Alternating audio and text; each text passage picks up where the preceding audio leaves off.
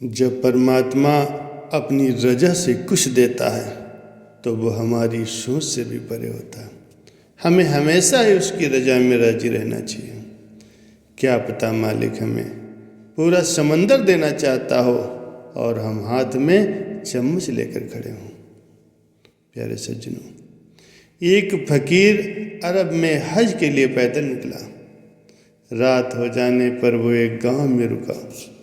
शाकिर नाम एक व्यक्ति के उसने अपना बिस्तर लगा दिया। शाकिर ने उस फकीर की खूब सेवा की और दूसरे दिन शाकिर ने बहुत सारे उपहार दे करके उसे विदा किया। फकीर ने दुआ किया, खुदा करे तो दिनों दिन बढ़ता ही रहे। ये सुनकर शाकिर हंस पड़ा और कहा, अरे फकीर, जो है ये भी नहीं रहने वाला। ये सुनकर के फकीर चला गया। 2 वर्ष बाद वो फकीर फिर शाकिर के घर आया और देखा कि शाकिर का सारा वैभव समाप्त हो गया।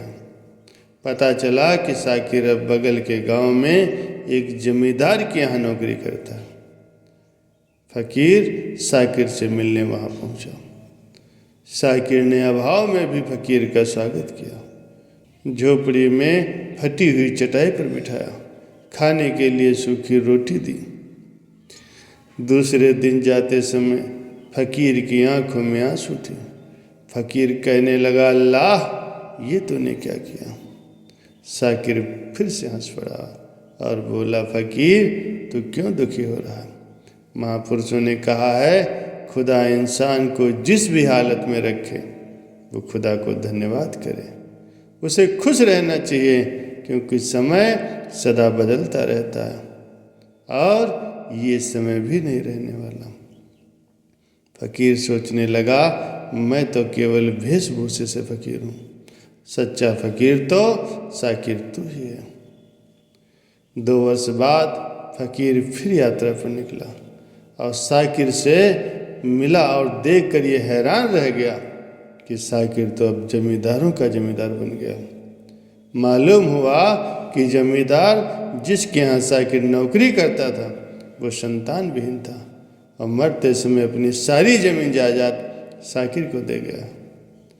फकीर ने शाकिर से कहा, अच्छा हुआ वो जमाना गुजर गया, अल्लाह करे अब तू ऐसा ही बना रहे। ये सुनकर शाकिर फिर हंस पड़ा और कहने लगा, फकीर, अभी भी तेरी नादानी बनी हुई है। फकीर ने पूछा, क्या ये भी नहीं रहने वाला? शाकिर ने उत्तर दिया, या तो ये चला जाएगा या फिर इसको अपना मानने वाला ही चला जाएगा, अर्थात कुछ भी नहीं रहने वाला। अगर कुछ शाश्वत है तो वो है परमात्मा और इसका अंश आत्मा। ये सुनकर के फकीर चला गया। 1.5 साल बाद जब फकीर वापस लौटता है तो देखता है कि शाकिर का महल तो है किंतु उसमें कबूतर गुटुरगो कर रहे हैं। शाकिर कब्रिस्तान में सो रहा है। बेटियां अपने अपने घर चली गईं और बूढ़ी पत्नी कोने में पड़ी हुई। कह रहा है आसमां, ये समा कुछ भी नहीं, रो रही है शब्द में नौरंगे जहाँ कुछ भी नहीं। जिनके महलों में हजारों रंग के जलते थे फानूस, झाड़ उनके कब्र पर बाकी निशा कुछ भी नहीं। फकीर सोचता है कि अरे इंसान, तो किस बात का अभिमान करता है? क्यों इतना इतराता है? यहाँ कुछ भी टिकने वाला नहीं है।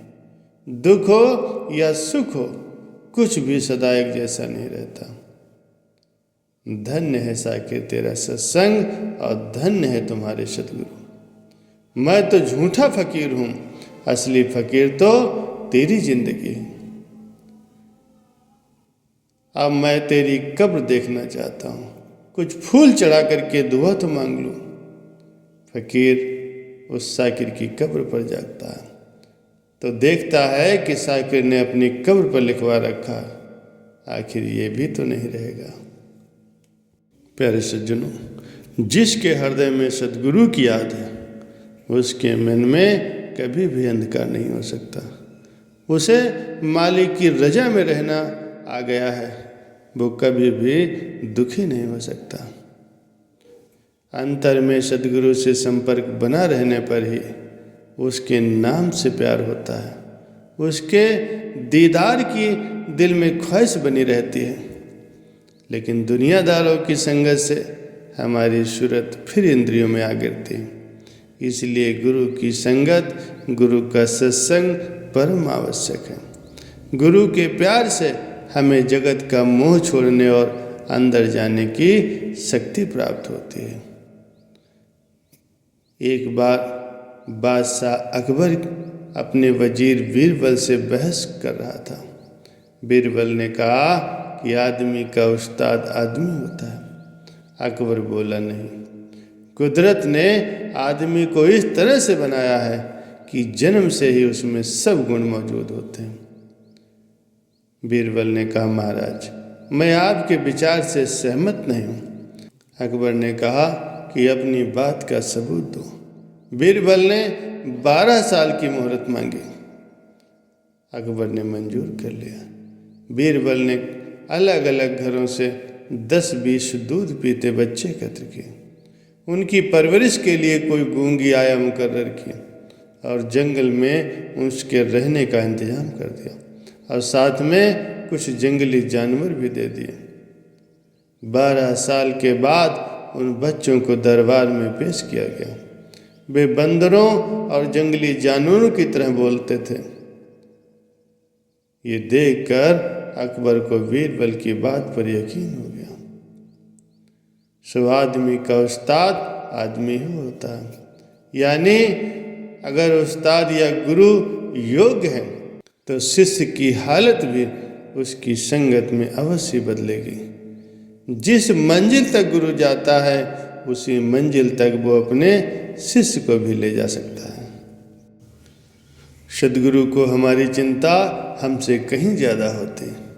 कभी आप अगर बहुत परेशान हो, कोई रास्ता नज़र ना आ रहा हो, तो आप आंखें बंद करके बड़े विश्वास के साथ अपने सद्गुरु को पुकारें। सच मानिए, थोड़ी ही देर में आपकी समस्या का समाधान आपको अवश्य मिल जाएगा।